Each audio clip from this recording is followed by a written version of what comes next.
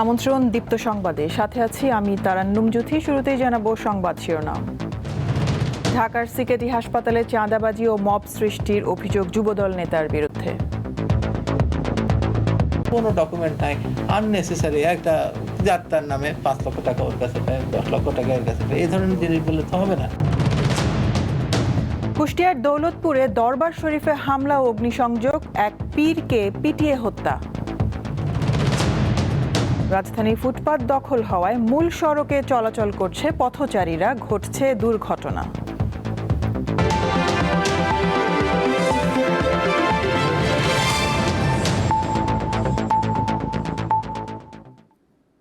মধ্যপ্রাচ্যে স্থায়ী যুদ্ধবিরতির লক্ষ্যে ইরান ও যুক্তরাষ্ট্রের কর্মকর্তারা পাকিস্তানের ইসলামাবাদে বৈঠকে বসেছেন।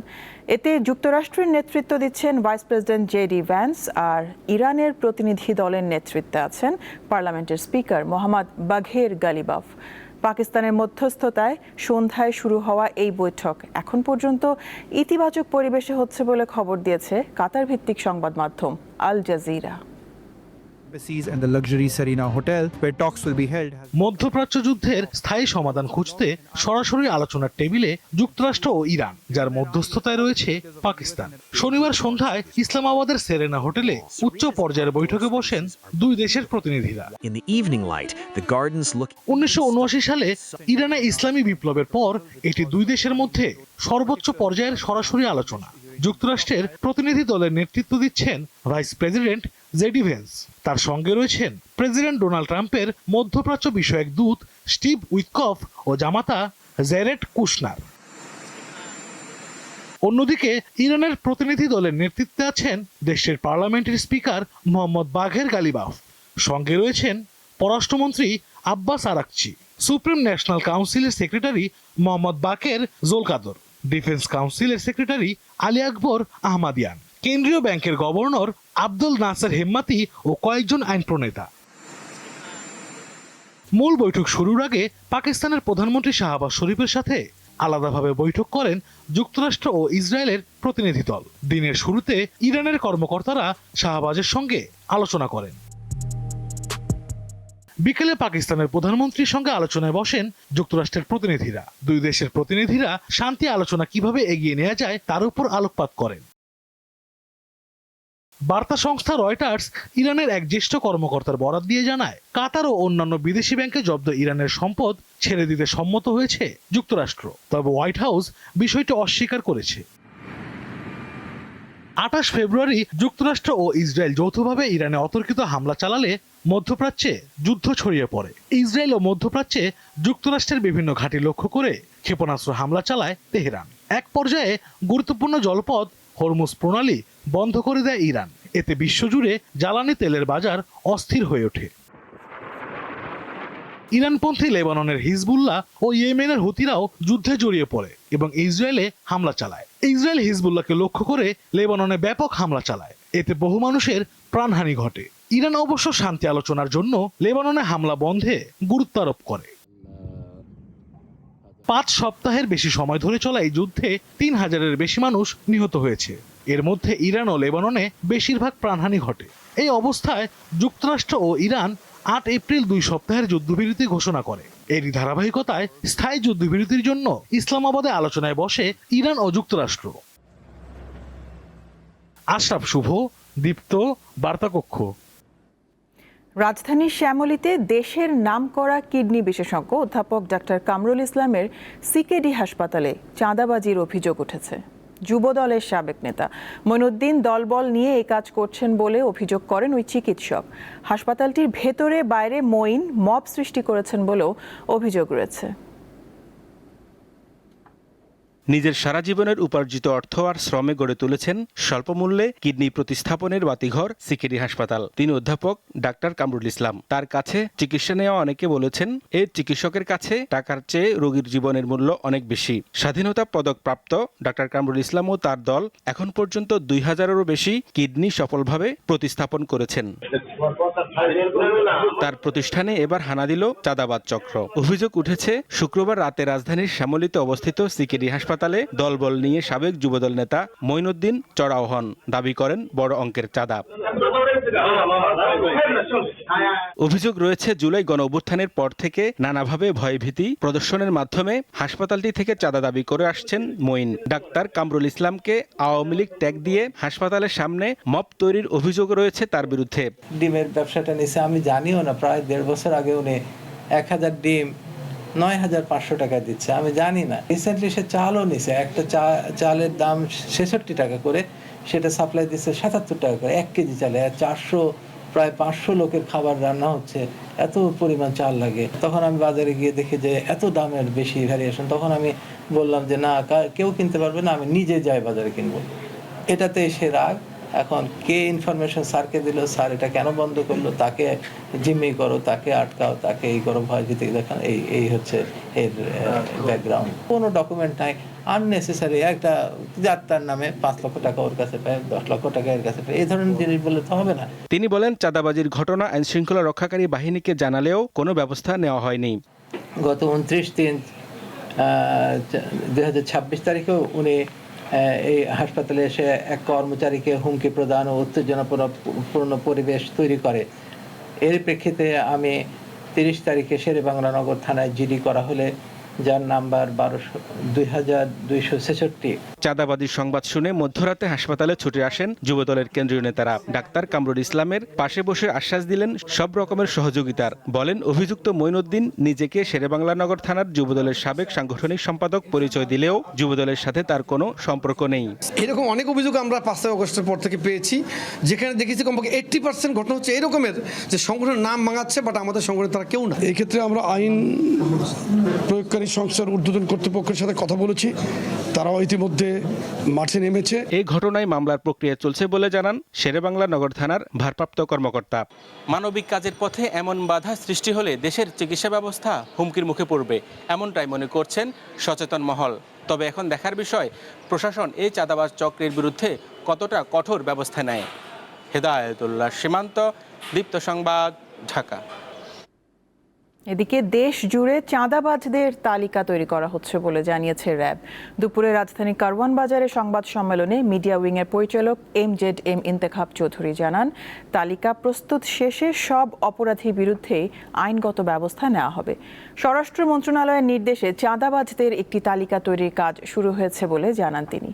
রাজধানীর একটি হাসপাতালে চাঁদা দাবির অভিযোগ পুলিশের কাছে রয়েছে এবং তা যাচাই বাছাই চলছে বলে জানান এই কর্মকর্তা। কমপ্লেনগুলো আসে, সেগুলোর বিরুদ্ধেও র্যাব বর্তমানে খুব চাঁদাবাজদের একটি লিস্ট তৈরি করি, যেটা আনবায়াসড লিস্ট তৈরি হবে, এবং এই লিস্ট তৈরি করার পরে এই লিস্টের আওতাধীন প্রত্যেক অপরাধীর বিরুদ্ধে আইনানুগ ব্যবস্থা গ্রহণ করা হবে এবং বিন্দুমাত্র ছাড় দেওয়া হবে না। বর্তমানে বলতে পারি যে আমাদের কাছে বর্তমানে এই ধরনের কোনো রকমের রাজনৈতিক প্রেশার নেই, এবং গত জুলাই আগস্টের পর থেকে র্যাব এই ধরনের মানবতা বিরোধী কোনো ধরনের কাজে সংশ্লিষ্ট হয়নি। কুষ্টিয়ার দৌলতপুরে একটি দরবার শরীফে হামলা, ভাঙচুর ও অগ্নিসংযোগের ঘটনা ঘটেছে। এতে দরবার প্রধান নিহত এবং কয়েকজন আহত হয়েছেন।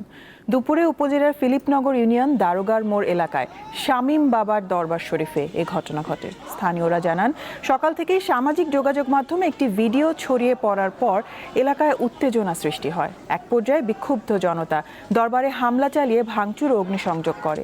এতে ঘটনাস্থলেই শামীম সহ কয়েকজন আহত হন।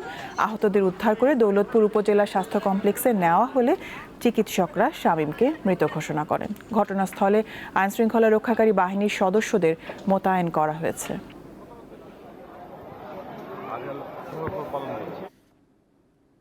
জনগণের স্বার্থ আবারও পায়ের তলায় পিষ্ট হচ্ছে বলে অভিযোগ করেছেন জামায়াতে ইসলামের আমির শফিকুর রহমান। বলেন, মানুষের অধিকারের প্রশ্নে সরকারকে এক চুলও ছাড় দেওয়া হবে না। রাজধানীর সোহরাওয়ার্দী উদ্যানে শ্রমিক কল্যাণ ফেডারেশনের সম্মেলনে তিনি কথা বলেন। এনসিপির আহ্বায়ক নাহিদ ইসলাম অভিযোগ করেন, বিএনপি ক্ষমতার স্বাদ পেয়ে জনগণের রক্তের সঙ্গে প্রতারণা করছে।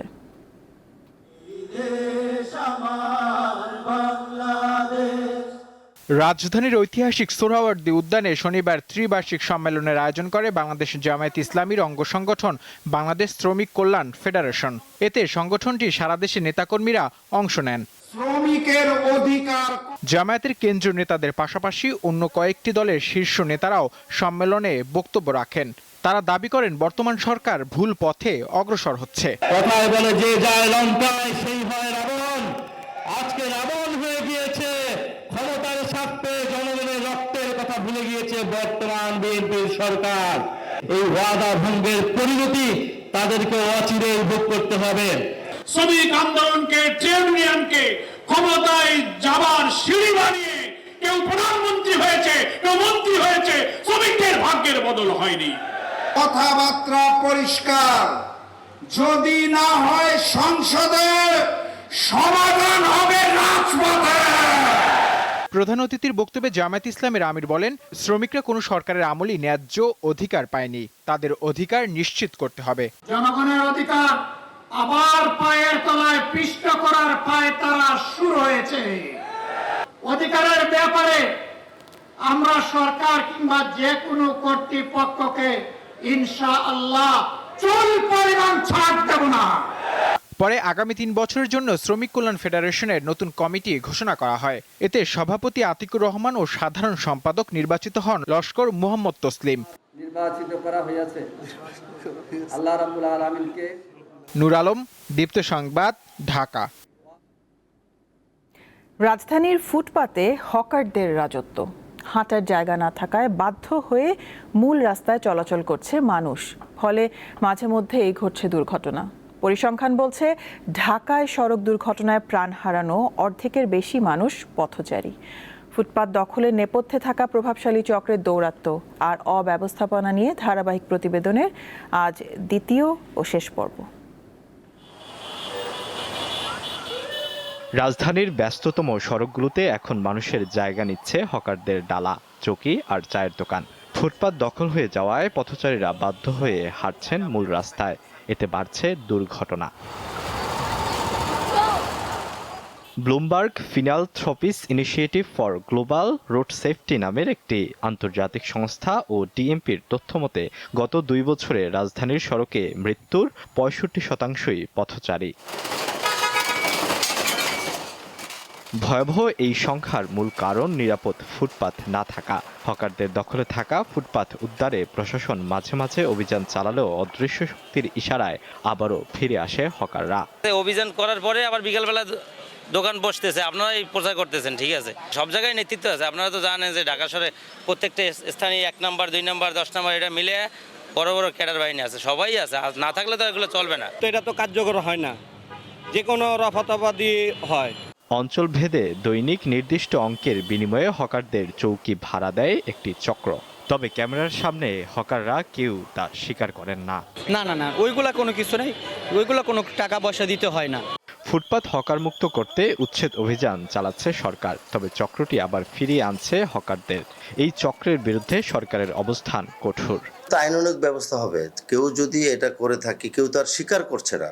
যে আমি দোকানদারকে জিজ্ঞেস করেছিলাম, আপনারা এখানে কেন বসছেন, কে আপনাদের পাশে থেকে আপনাদেরকে সহযোগিতা করছে, তারা কেউ কোনো কথা মুখ খুলছে না, বলছে তা আমরা নিজেরাই দীর্ঘদিন করি, আমরা এখানে দীর্ঘদিনভাবে এইভাবে করে আসছি। তারা তো বলছে না। আর যদি কেউ করে থাকে, কেউ যদি এরকম তথ্য প্রমাণ আমাদের কাছে থাকে, আমরা আইনানুগভাবে তাদের বিরুদ্ধে ব্যবস্থা গ্রহণ করব। মাসোয়ারা ভুগিরা বছরের পর বছর এরকম একটি চৌকিয়ে বিছিয়ে হকারদের কাছ থেকে ভাড়া নিচ্ছেন। সরকারের উচ্ছেদ অভিযানে হকারদের মালামালি শুধু ক্ষতিগ্রস্ত হচ্ছে, প্রকৃত চক্রটি থাকছে পর্দার আড়ালে। এই চক্রটি যদি উচ্ছেদ করা যায় তাহলেই হবে ফুটপাত প্রকৃত হকার মুক্ত। আলোয়ান খান, দীপ্ত সংবাদ, ঢাকা। দেশে 24 ঘন্টায় হাম ও এর উপসর্গ নিয়ে আরও 2 শিশুর মৃত্যু হয়েছে, আর হাম শনাক্ত হয়েছে 80 শিশুর। এছাড়া হামের উপসর্গ নিয়ে 888 শিশু হাসপাতালে ভর্তি হয়েছে। বিকেলে স্বাস্থ্য অধিদপ্তরে হাম সংক্রান্ত নিয়মিত বিবৃতিতে এই তথ্য জানানো হয়। শনিবার সকাল 8টা পর্যন্ত আগের 24 ঘন্টায় ঢাকা বিভাগে হামে আক্রান্ত 1 শিশুর মৃত্যু হয়েছে। এ সময় সিলেট বিভাগে হামের উপসর্গ নিয়ে আরও 1 শিশু প্রাণ হারিয়েছে। 15 মার্চ থেকে হাম ও হামের উপসর্গ নিয়ে সারা দেশে 145 রোগীর মৃত্যু হলো।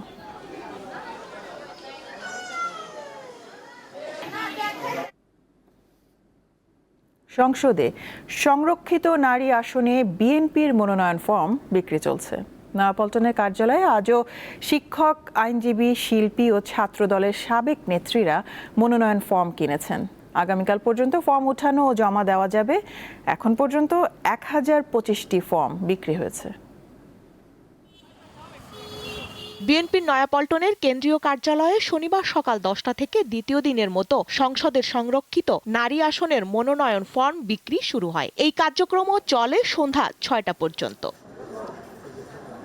মনোনয়নপত্র সংগ্রহ করতে সারা দেশ থেকে এসেছেন বিএনপির বিভিন্ন পর্যায়ের নারী নেত্রীরা। কণ্ঠশিল্পী কনক চাপা সহ অনেকেই রয়েছেন আলোচনায়। মনোনয়ন প্রত্যাশীদের আশা, গ্রেপ্তার, নির্যাতন, নিপীড়নের শিকার সহ বিগত প্রায় 1.5 যুগে আন্দোলনে যারা ভূমিকা রেখেছেন তাদেরই বিবেচনা করবে দল। আমি আশাবাদী দল আমাকে মূল্যায়ন করবে, কারণ আমি 18 সালে নির্বাচন করেছি অনেক বিপর্যয় একটা পরিস্থিতির মধ্যে, তারপরে আমি পিছপা হইনি। নতুন মুখের ভিড়ে আমরা যারা ত্যাগে ছিলাম, রাজপথ দখল করে আন্দোলন করেছি, সেই সকল নারীরা যেন হারিয়ে না যায়। তারা রাজপথে কাজ করেছি এবং ভবিষ্যতেও কাজ করতে চাই, দেশের সেবা করতে চাই, জনগণের সেবা করতে চাই, আমাদেরকে মূল্যায়ন করা হবে। সুযোগ পেলে নারীদের সার্বিক ক্ষমতা আয়ন, নিরাপত্তা নিশ্চিতকরণ এবং আত্মনির্ভরশীল করে গড়ে তুলতে বলিষ্ঠ ভূমিকা রাখবেন বিএনপির নারী নেত্রীরা। ফ্যামিলি কার্ড হইতে শুরু করে বিভিন্ন জায়গায় তাদেরকে পুনর্বাসন করার জন্য যে কাজের অগ্রসর হয়েছেন, আমরা তার সাথে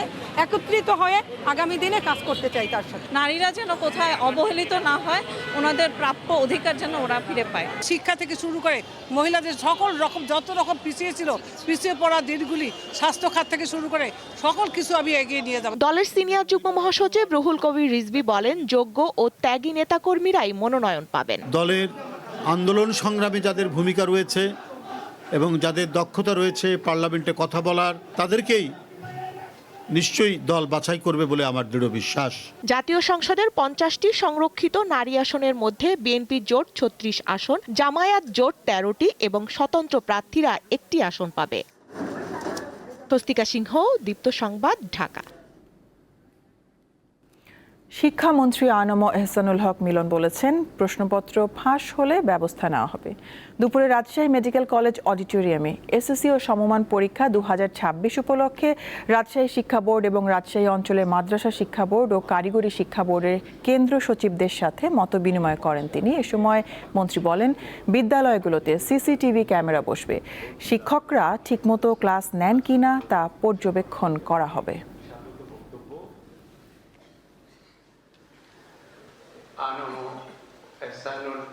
ছাত্ররা কমপ্লেন করলো যে শিক্ষকরা ঠিকমতো ক্লাসে আসে না, ঠিকমতো পড়ায় না। আবার শিক্ষকরা কমপ্লেন করলো শিক্ষার্থীরা আসে না, এরা ক্লাসে অ্যাটেন্টিভ না। ক্লোজে ক্যামেরা লাগাবেন, রেকর্ডিং থাকবে আর্কাইভে। আমি আপনার কাছ থেকে ব্লুটুথের মাধ্যমে আপনার পাসওয়ার্ড নিয়ে আমি ওই ক্লাসগুলি দেখবো শিক্ষকরা কী করে, ছাত্ররা কী করবে, কারণ আমাদের তো মনিটরিং করতেই হবে, কোনো তো বিকল্প নেই।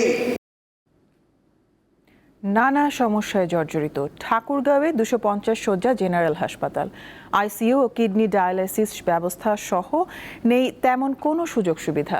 শয্যার তুলনায় 3 গুণ বেশি রোগীর চিকিৎসা দিতে হিমশিম খাচ্ছেন চিকিৎসক ও নার্সরা। রংপুর রেফার করার সাথেই মনে করেন রাস্তায় রুগী নিয়ে যেতে যেতে আমাদের রুগী মারা যায়। তো আমাদের রুগী যদি এইভাবেই মারা যায়, তাহলে আমাদের চিকিৎসার দরকারটা কি, হাসপাতালের দরকারটা কি? এভাবেই প্রিয়জনের মৃত্যুর আক্ষেপ করছেন রোগীর স্বজনরা। এমন চিত্র নতুন নয় ঠাকুরগাঁয়ের 250 শয্যা হাসপাতালে। ওয়ার্ডে জায়গা না পেয়ে বারান্দা ও মেঝেতে চিকিৎসা নিতে হচ্ছে অনেক জটিল রোগীদের। জেলায় ঠাকুরগাঁও সদরে গেছি, যাওয়ার পরে ওখানে আমার আম্মার পেটে পানি জমে গেছে, এইটার জন্য ওখানে আমি ভর্তি করছি। তখন আমাকে কি করলো ওখানকার ডাক্তার, আমাকে রংপুরে রেফার করে দিল। আইসিইউ সুবিধা না থাকায় সংকটাপন্ন রোগীদের পাঠানো হচ্ছে দিনাজপুর ও রংপুরে, আর ডায়ালিসিসের রোগীদের ছুটতে হয় দূরের হাসপাতালে। এই অবস্থায় প্রতিনিয়ত চরম দুর্ভোগ পোহাতে হচ্ছে রোগী ও তাদের স্বজনদের। আমাদের এই সদর হাসপাতালে পর্যাপ্ত পরিমাণে ইনস্ট্রুমেন্ট নাই, যে কারণে আমাদের রোগী তাদের পর্যাপ্ত সেবাটা এখানে পাচ্ছে না। আমরা চিকিৎসা পাই না, অনেক সময় রংপুরে রেফার করে দেয়, সেই ক্ষেত্রে আমাদের রুগী যায় যেতে অনেক সময় মারাও যায়। সংকট নিরসনে 2013 সাল থেকে নানা আন্দোলন ও দাবি জানিয়ে আসলেও এখনো পর্যন্ত কোনো সুরাহা হয়নি। সম্প্রতি স্বাস্থ্য অধিদপ্তরের প্রতিনিধি দল মানসম্মত একটি মেডিকেল কলেজ স্থাপনের জন্য সম্ভাব্য স্থান পরিদর্শন করেছেন। দ্রুত সময়ের মধ্যে কাজ শুরু হবে বলে আশ্বাস দিয়েছে স্বাস্থ্য শিক্ষা অধিদপ্তর। সাময়িক একটা টেম্পোরারি ক্যাম্পাস আরম্ভ করে 2027 সালের মধ্যে যেন শিক্ষার্থী ভর্তি করার কার্যক্রম শুরু করা যায়, সেটার জন্য আমরা চেষ্টা চালাবো। আমরা ফিরে গিয়েই একটা ডিপিপি বলে ডেভেলপমেন্ট প্রপোজাল, উন্নয়ন প্রকল্প প্রস্তাব আমরা একটা তৈরি করব, এমনভাবে তৈরি করব যাতে এইখানে ঠাকুরগাঁয়ে একটা সুন্দর মেডিকেল কলেজ ক্যাম্পাস তৈরি করা যায়। শুধু আশ্বাস নয়, দ্রুত নতুন মেডিকেল কলেজের কাজ দৃশ্যমান হোক, এমনটাই দাবি ঠাকুরগাঁওবাসীর। কামরুন নাহার, দীপ্ত, বার্তাকক্ষ। রাজধানীতে শেষ হলো 2 দিনের জাতীয় রবীন্দ্রসঙ্গীত সম্মেলনের। এবারের আয়োজনে রবীন্দ্র পদক দেওয়া হয়েছে অধ্যাপক সৈয়দ আকরম হোসেনকে। আজ সমাপনী দিনে রবীন্দ্র চর্চায় সবাইকে সাহস নিয়ে এগিয়ে যাওয়ার আহ্বান জানিয়েছেন গুণীজনরা।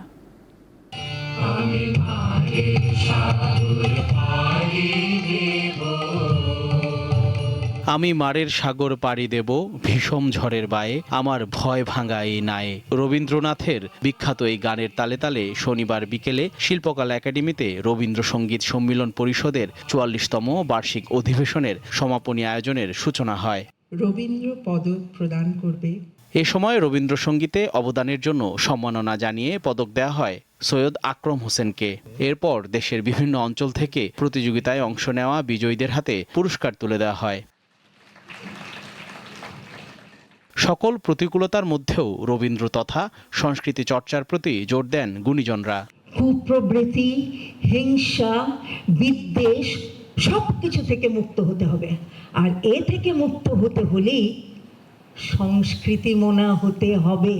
যে সকলে মিলে আমরা যেই পথটা সামনে দেখতে পাচ্ছি, যেই পথে চলার প্রত্যয় ব্যক্ত করেছি, সেটা শিল্পকে, সংস্কৃতিকে, বিশেষভাবে সঙ্গীতকে সমাজে আরো ব্যাপ্ত করে দেওয়া, আরো ছড়িয়ে দেওয়া। প্রদীপ প্রজ্বালনের পর একে একে সঙ্গীত ও নাচে রবীন্দ্র বন্দনায় মেতে ওঠেন শিল্পীরা। 2 দিনব্যাপী এই সম্মেলনের মাধ্যমে রবীন্দ্রসঙ্গীত চর্চা ও প্রসারে নতুন উদ্যম তৈরি হবে বলে প্রত্যাশা আয়োজকদের। জহিরুল মোহসান, দীপ্ত সংবাদ, ঢাকা।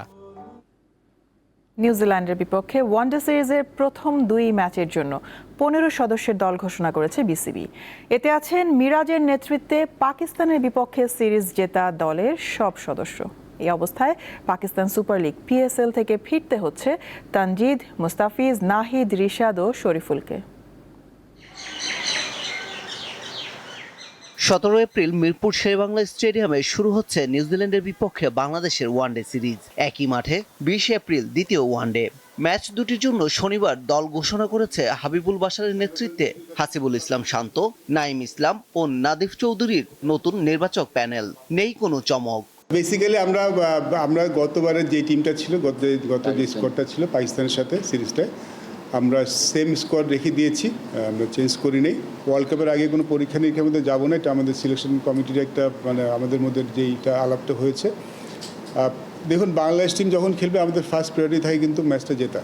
সরাসরি বিশ্বকাপে অংশ নেওয়া এখন বাংলাদেশের মূল লক্ষ্য, তাই এই সিরিজ খুব গুরুত্বপূর্ণ। সেজন্য পিসিএল এর মাঝপথে ফিরতে হচ্ছে তানজিদ হাসান, মুস্তাফিজুর রহমান, নাহিদ রানা, রিশাদ হোসেন ও শরীফুল ইসলামকে। এই সিরিজটা আমাদের কাছে very important series for us. যদি এই সিরিজটা যদি আমরা পূর্ণ পয়েন্ট নিতে পারি, তাহলে এটা আমাদের পরবর্তী সিরিজে একটু রিল্যাক্স থাকতে পারবে, তখন আমরা হয়তো এই জিনিসগুলি একটু একটু করে দেখতে পারবো। বেশ কয়েক মাস ধরেই আলোচনায় সাকিব আল হাসান। দলের হয়ে খেলতেও চান তিনি। বিসিবির ভাবনায়ও আছেন সাকিব, বলছেন প্রধান নির্বাচক। তার সাথে কথা হলো, ডেফিনেটলি তাকে নিয়ে আমাদের কি প্ল্যান সেটা আমরা জানাবো। আমরা কেন দলে নেই, it's not a compulsory thing যে আমাকে সবাইকে আমি জানাবো, বাট আমাদের মধ্যে এমন এটা স্বাভাবিক বিষয় হচ্ছে, যদি আমরা কোনো প্লেয়ারকে নেই অথবা কোনো প্লেয়ারকে যদি কখনো বাদ দিই, অ্যাটলিস্ট আমাদের তাদেরকে নিয়ে কী পরিকল্পনা, তাকে নিয়ে কী ভাবছে সেটা আমরা ক্লিয়ার করে দিই। 23 এপ্রিল চট্টগ্রামে হবে সিরিজের তৃতীয় ও শেষ ওয়ানডে। নিউজিল্যান্ডের বিপক্ষে 27 এপ্রিল থেকে হবে 3 ম্যাচের টি-20 সিরিজ। পারভেজ খোকন, দীপ্ত স্পোর্টস। শেষ করব দীপ্ত সংবাদ, শিরোনামগুলো জানাবো আরও একবার। ঢাকার সিকেডি হাসপাতালে চাঁদাবাজি ও মব সৃষ্টির অভিযোগ যুবদল নেতার বিরুদ্ধে। কুষ্টিয়ার দৌলতপুরে দরবার শরীফে হামলা ও অগ্নিসংযোগ, এক পীরকে পিটিয়ে হত্যা। রাজধানীর ফুটপাত দখল হওয়ায় মূল সড়কে চলাচল করছে পথচারীরা, ঘটছে দুর্ঘটনা।